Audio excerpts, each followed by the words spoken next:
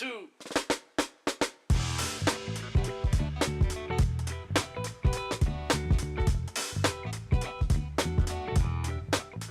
Volkswagen is at a breaking point. Factories closing, software failing, and a radical plan to survive. This is Bonnie's life. In this 10-minute special, we're dissecting the giant. In this deep dive, we go into the 2026 restructuring that's shaking the automotive world. We are looking at a complete overhaul of one of the world's most powerful companies. From the first German plant closures in 89 years to the high-stakes software pivot with Rivian, nothing is off the table for CEO Oliver Blume and his board. We'll analyze how VW is fighting back in China and why the Scout brand is their big bet for the American market.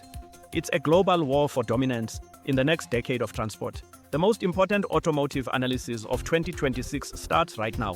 Buckle up as we analyze the state of the VW group. We have a lot to cover. Welcome back.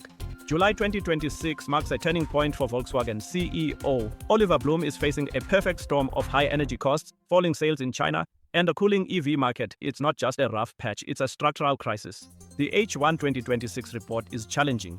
While revenue remained flat at 158 billion euros, the operating result fell by nearly 12%. Global deliveries dropped 6%, driven by massive shifts in buyer behavior. China is the biggest headache. Sales there have slumped by 20% in the first half of the year as domestic players like BYD and Xiaomi take control of the software and battery race.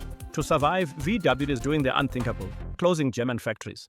Sites like Emden and Zwickau are now on the chopping block to save 11 billion euros. This was a move many thought would never happen in our lifetime.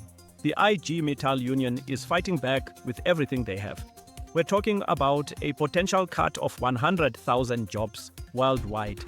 It's an industrial war for the future of German manufacturing and its workers. Performance is uneven across the group. Porsche remains the profit engine with an 8% margin, essentially carrying the group's R&D budget while other brands struggle to break even.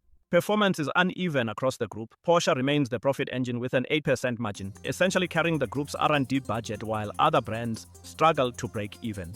The core brand group, which includes VW, Skoda and Seat, is actually seeing slight improvements at nearly 5%, but it's still far behind the lean operations of their newer rivals. VW is struggling with massive overhead. Their administrative costs have a 30% gap compared to leaner competitors. Blume's plan involves dismantling these legacy structures piece by piece. Then there's the software disaster. Cariad was supposed to be VW's digital savior, but it has burned through 7.5 billion euros. The dream of a global software powerhouse has turned into a nightmare of delays. In a stunning pivot, VW is investing $5.8 billion to use Rivian's electronics architecture. This deal is a lifeline for their next-gen Western models, bypassing years of internal failures. Rivian's tech brings something VW couldn't build: a simplified, highly efficient digital architecture. This means faster updates and a much better user experience for future owners of the Audi and Scout brands. In China, the strategy is in China for China. VW is partnering with Xpeng to develop a specific electronic architecture. They are aiming to lower costs by up to 40% to finally match Chinese pricing. Competition is relentless. Xiaomi and BYD aren't just selling cars, they're selling rolling computers. VW's partnership with Xpeng is a desperate but necessary move to keep up with this blistering pace of innovation. VW's EV roadmap is shifting toward affordability. The ID.Polo is the cornerstone of this recalibration. Priced under 25,000 euros, it's their big bet to capture the mass market they've been losing. The interior of the ID.Polo addresses years of criticism. They've reintroduced physical controls for key functions. It shows a company finally listening to its customers' frustrations with pure touch interfaces. But their holy grail, the scalable systems platform, is delayed until 2027.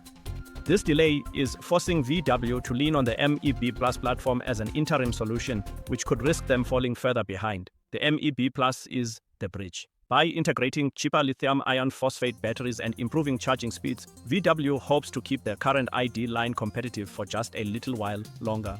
In America, it is all about Scout motors. These rugged body-on-frame EVs are built in South Carolina and utilize the Rivian software stack. It's a completely different approach from the ID series. One unique feature is the Harvester range extender. By using a small gas generator to boost range to over 500 miles, Scout is addressing the range anxiety that still plagues many American truck and SUV buyers. The macroeconomic picture is bleak. High energy prices in Germany are making domestic production increasingly unviable. Blume is caught between industrial tradition and economic reality. The looming threat of US tariffs adds another layer of complexity. As a global exporter, VW is highly vulnerable to shifting trade policies that could make their European-made cars much more expensive in America. Geopolitical instability, particularly in the Middle East, is a constant threat to supply chains and energy costs. Management cited these as key headwinds in their latest financial guidance for the year. Blume's survival plan, the Group Target Picture 2030, is now fully launched. It's a comprehensive roadmap to simplify organizational levels and eliminate duplicate structures that have hindered them for years. Cutting complexity is the goal. For too long, different brands within the group were competing with each other and wasting resources on the same problems. Blume is finally centralizing those efforts. The Hefei and Beijing hubs are a testament to this shift. By empowering local engineers to build for the Chinese market, VW is hoping to move as fast as the startups that have been eating their lunch. The factory of the future will be leaner. We're seeing a massive increase in robotics and AI integration to drive down production costs. It's the only way to compete with low-cost manufacturers in Asia.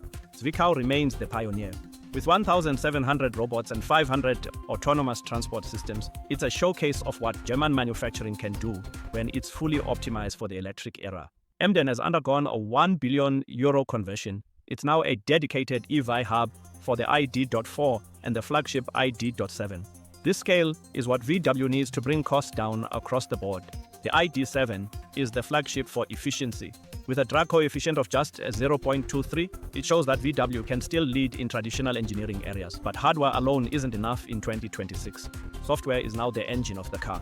The user experience, from the infotainment to the driver assistance systems, is what will determine who wins the next decade of automotive competition.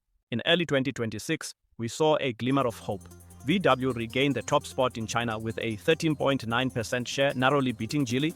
It shows that the In China for China strategy is starting to bear fruit. BYD actually saw a significant slump to just 7.1% share in early 2026.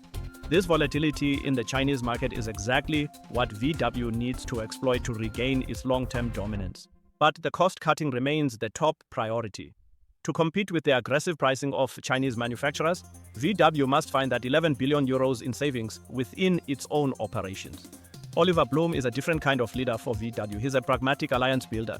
By bringing in Rivian and Xpeng, he's admitting that VW can't do everything alone anymore. The biggest risk is execution. Moving a giant company like VW this fast is incredibly dangerous. They have to change their culture without breaking the engineering excellence that made them great. Through all this, the sustainability goals remain. VW is still committed to their Way to Zero strategy, aiming for carbon neutrality by 2050. This restructuring is a part of making that goal financially viable. The circular economy is becoming central to their production. From the aluminum loop to battery second life projects, VW is trying to lead in sustainable manufacturing as a key competitive advantage. The luxury segment is where the margins are. Keeping brands like Porsche, Bentley, and Lamborghini at the top of their game is essential to funding the mass market transition for the rest of the group. Lamborghini is a standout success. Their transition to high-performance hybrids has been flawlessly executed, with order books full through 2026. It proves that there's still a massive appetite for premium performance. Skoda is the value powerhouse. They are effectively hitting the sweet spot of price and quality, helping the core brand group maintain its margin and market share in Europe. The split between Seat and Cupra is also paying off. Cupra's high-energy, youthful positioning is winning over a new generation of buyers that the traditional VW brand was struggling to reach. We are witnessing a $1 trillion battle for the future of the car. VW isn't just competing with other manufacturers. They are competing with tech companies and national industrial policies. Is the giant finally reawakening? The radical partnerships and painful cuts suggest a company that has finally accepted the new reality of the automotive world. The next 2 years will be the ultimate test. The state of VW is critical, but the plan is in motion. Can they truly beat BYD and Tesla at their own game? I want to hear your thoughts in the comments. Is this enough to save the German giant? This has been a 10-minute deep dive into the VW group. If you found this analysis valuable, hit that subscribe button for more global industry insights. I'm Bonnie, and I'll see you in the next one. Bonnie's Life, analyzing the world, one deep dive at a time. Subscribe now and join the conversation. Goodbye for now.